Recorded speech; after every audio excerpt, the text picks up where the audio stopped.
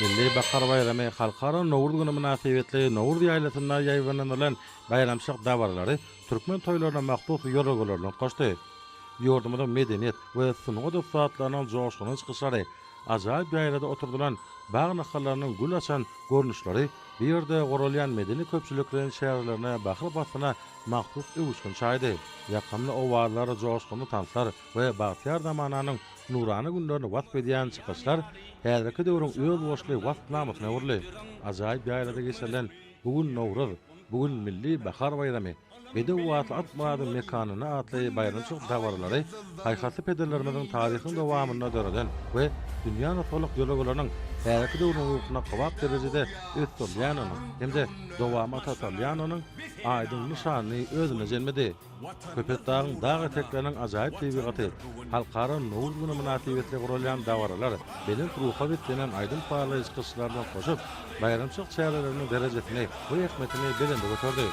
Nowruz gününiň hoştap hawaly tekeri we bu ýerleriň jany ýakamly gödeligi bayramçyk dawarlaryna ýaşaýan adamlaryň bugun göterýär.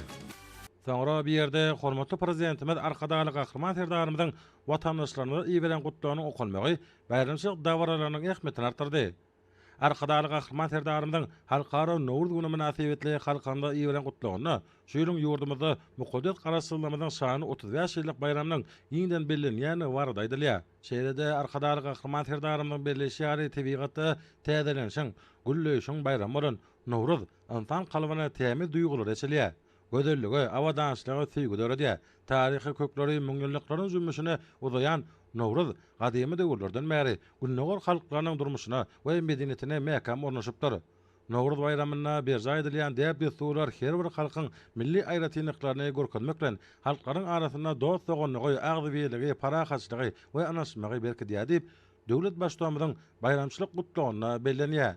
Nowruz ýaýlasyna milli bahar bayramy münasibetli guralan dawara bir näçe ugurlary öz şanly dörli aýdym saatlar we sahnalaşdyrylan çykyşlar bayramçyk dawratynyň şowkuny has tartyrdy. Olarda mehriban watamyzyň awadançlygy we gülläbetçi halkymyzyň bidemet agzybyligi we jewitligi ýurdumyzyň saýla bolan dördijilikli ýoluna aky anamly ädimleri wasp edildi.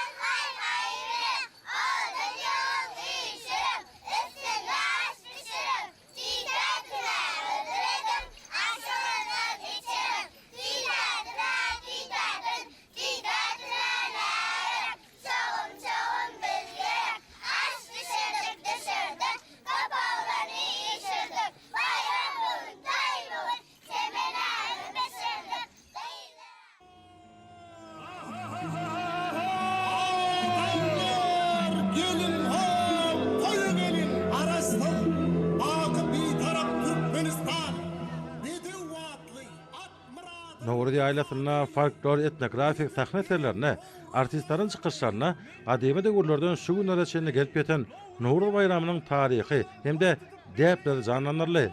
Bellenşäli gadymy döwürlerden bäri Nowruz bayramy tebigatyň oýanmagy we bagtyar ýaşaşyň täzelenmegi ýaly oňun ýolagulary özüne jelmeýär.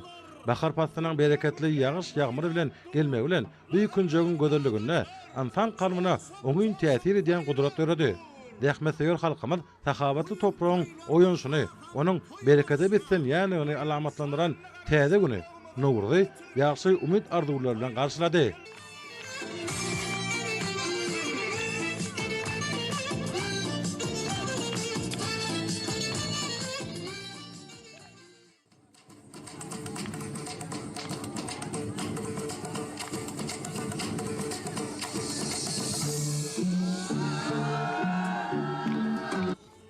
Nowruz geçen asyrlaryň dowamyna halk dörejiliginiň ähli görnüşlerini özüne jelmedi.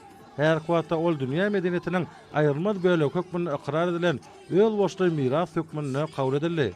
Nowruz ýaýlasyna ýaýbanylan bayramçyk çäherleri medeniýet we sunugy işgärleriniň milli toý desturlaryny çeper beýan etmekleri bilen dowam etdi.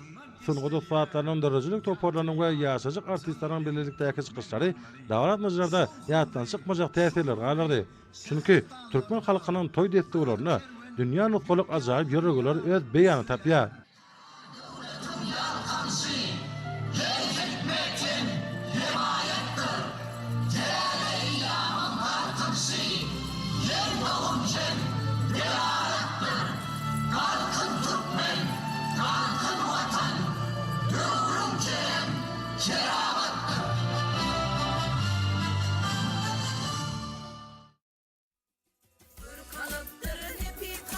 Kökleri kadimi döwürlere uzayan milli keşteşilik sunutam öz boşly aýratynlyklary we görnüşlerden tapatlanýar.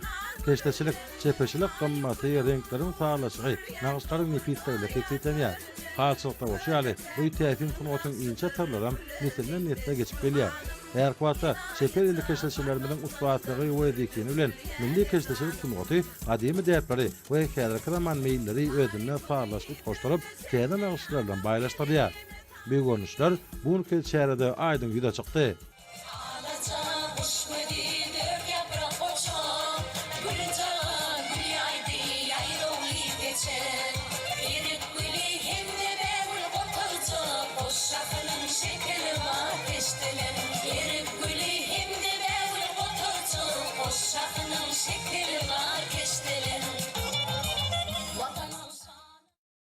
Yurdumuzdan medeniyet ve sunur usbatlary, folklor toplary öldürün joşgyny çykyşlar bilen ajaýyp zamananyň we yurdumynyň ötüşiniň wasfyny ýetirdiler.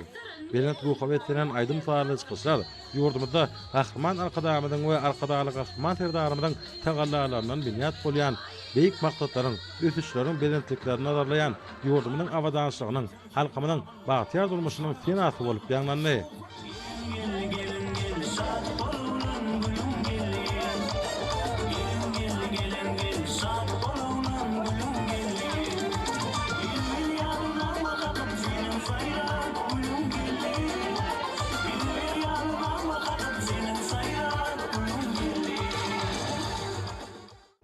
UNESCO'nun adamzadyň maddi däl medeni mirasynyň sanawyna girdilen Nowruz bayramy halkara gatnaşyklarynyň we medeniýetleriň ara balanşygynyň antan perwerlik ýöreglerini esasy ura dinýän umumy adamzat gymmatlyklarynyň aýdym misalydyr.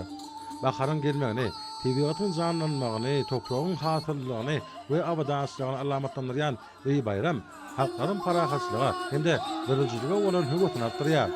Belent ruha wetinen aýdym faýlarda yurdumyzda türkmen halkynyň millilidir. Türkmenistanyň halk masasynyň başlygy gahryman arkadamyň başlamaşlaryň giňme şöyle özgertmeleriň hormatly prezidentimiz arkadaly gahryman terdarymyň parasaty başlanmagyna üstünlikli durmuşa sürmegi netijesinde amal bolýan asly maksatlaryň wagt beterli. Nowruz türkmen halkynyň baý medeni mirasynyň aýrylmaz bölegidir. Iň gadymy döwürlerden bäri parahatçylyk, töýçilik hemde hoşjetli goňşuçylyk mehriban atamyda bolan söýgi halkymyň medeniýetiniň binýadyny emele getirýär.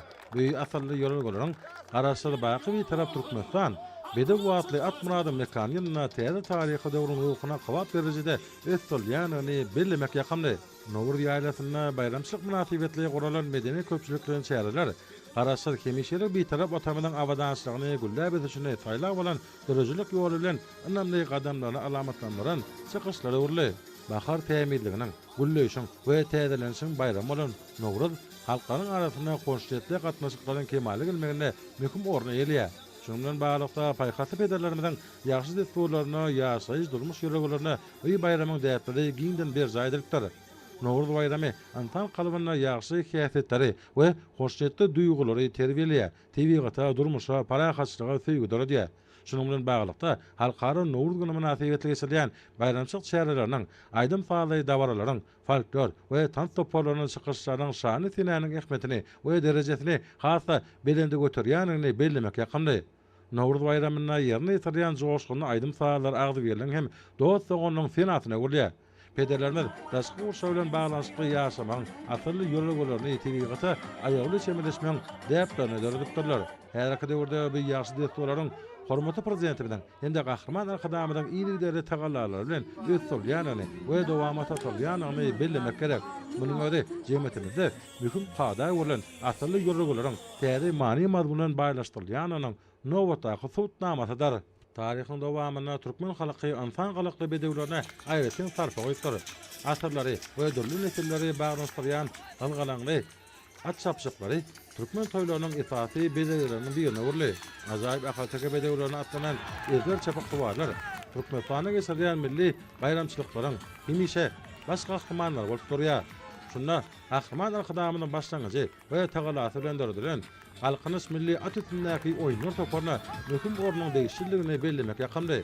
Bu topar diňe bir ýurdumyzda däl, eýsem daşary ýurtlarda da meşgullyk galanyp, ul awraya eýe boldy. Ahaltaka atlarynyň gözelligi, asly keşfi, sawdamlygy we ýynlamlygy türkmen ýigitleriniň at çapmakdaky ustaatlygy ýerine ýetirýän şoňşyny tiltimleri bilen bir bete usalaşyk emele getirip, tomoşaşlarda ýatdan çykmajak täsirgalar ýa halkanyş milli at üstündäki oýunlar topary ençeme halkara beýatçyklaryň we festiwallaryň bayraklaryny eýerder. Toparyň agdalary özleriniň ajaýyp çykyşlary bilen dünýäde türkmen halkynyň milli sirk sungatynyň nusgalyk ýoluny görkezýärler.